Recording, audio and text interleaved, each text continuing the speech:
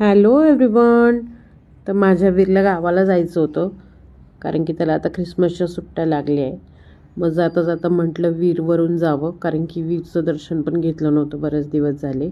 आणि माझ्या वीरचं नाव ह्या वीरच्या मस्कोबावरूनच ठेवलेलं आहे. माझ्या आहोंची खूप श्रद्धा आहे इथे ह्या देवावर.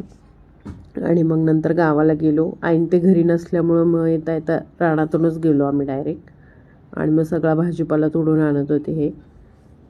आणि वीरला बघा कसा आनंद झाला होता. त्यांनी कोथिंबीर तोडून आणली त्याची. त्याला खूप छान आवडतं गावाकडे. सुट्टी लागली की पहिले त्याला गावाला जायचं असतं. आणि हा बघा सगळी पालक तोडवून चाललाय पप्पांकडे. आणि हा आजीकडून शिकून घेतोय भाजी कशी काढायची. आणि इथे वीर बघा मला काय म्हणतोय. हे काय मीच बांधलं की. त्याला असं वाटलं मम्मानी नसेल काढली एवढी. खूप हसत होता नंतर. आणि सगळे काम करताय म्हणून माझी पण थोडी मदत आजी बाबांना म्हणून हा बघा माती फोडत बसला इथे. खूप त्याने मस्ती केली तिथे. पहिले गेले गेले तर रडत होता पण नंतर मग खेळायला लागला. नंतर घरी आल्यावर मग मी स्वयंपाक केला, मटणची भाजी भाकरी. आणि नंतर मग जेवण करून भांडे वगैरे घासून घेतले.